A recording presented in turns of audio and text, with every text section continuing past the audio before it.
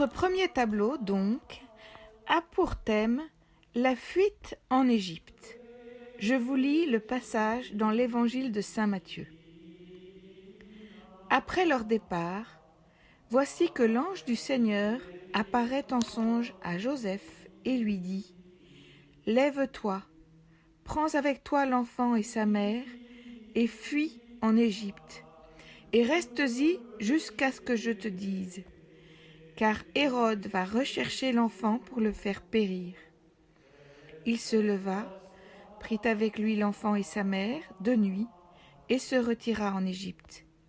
Et il resta là jusqu'à la mort d'Hérode pour que s'accomplisse cet oracle prophétique du Seigneur : « D'Égypte, j'ai appelé mon fils. »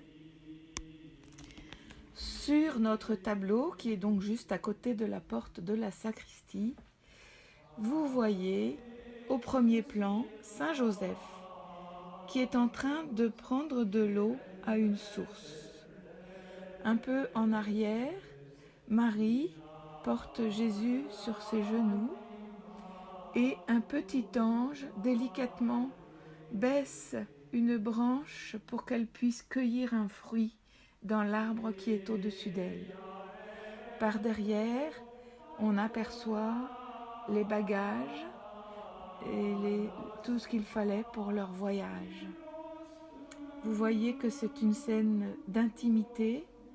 Vous voyez les regards entre Marie, Jésus et puis l'ange qui se croisent, pendant que Joseph, au premier plan, est très attentionné à l'eau qu'il est en train de puiser. Le deuxième tableau, qui fait face à celui que je viens de décrire, a pour sujet la visite de Jésus chez Marthe et Marie. Je vous lis le passage dans l'évangile de saint Luc. Comme il faisait route, il entra dans un village, et une femme nommée Marthe le reçut dans sa maison. Celle-ci avait une sœur appelée Marie, qui s'étant assise aux pieds du Seigneur, écoutait sa parole. Marthe, elle, était absorbée par les multiples soins du service. Intervenant, elle dit : « Seigneur, cela ne te fait rien que ma sœur me laisse servir toute seule ? Dis-lui donc de m'aider. » Mais le Seigneur lui répondit : « Marthe, Marthe, tu te soucies et tu t'agites pour beaucoup de choses. Pourtant, il en faut peu, une seule même.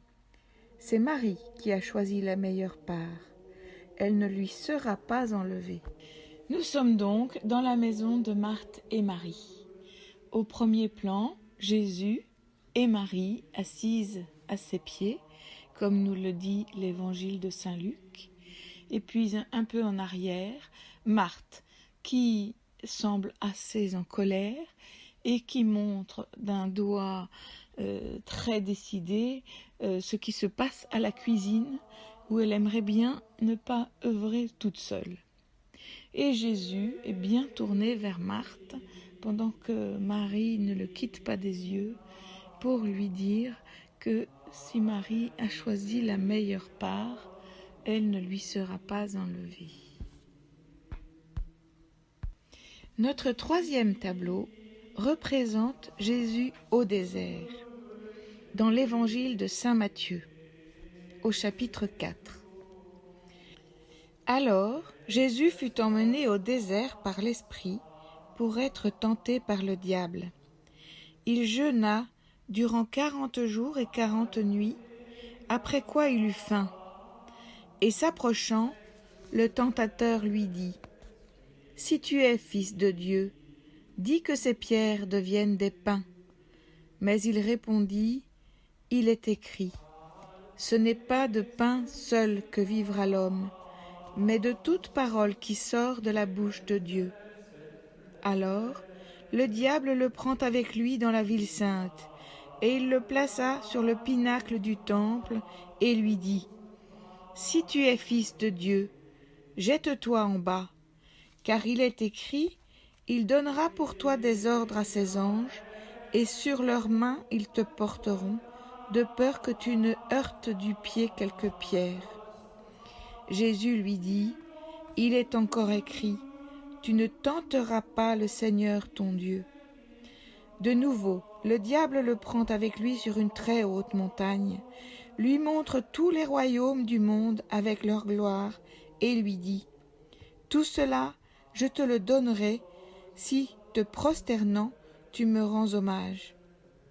Alors Jésus lui dit : retire-toi, Satan, car il est écrit : c'est le Seigneur ton Dieu que tu adoreras, et à lui seul que tu rendras un culte. Alors le diable le quitte, et voici que des anges s'approchèrent, et ils le servaient. Sur notre tableau, donc, au milieu de la nef, nous voyons Jésus au centre, deux anges agenouillés près de lui, et puis des petits anges qui viennent d'en haut et qui lui apportent des corbeilles de fruits. Là encore, on a une impression d'intimité, il y a peu de personnages, et les regards croisés entre les personnages semblent être d'une grande intensité.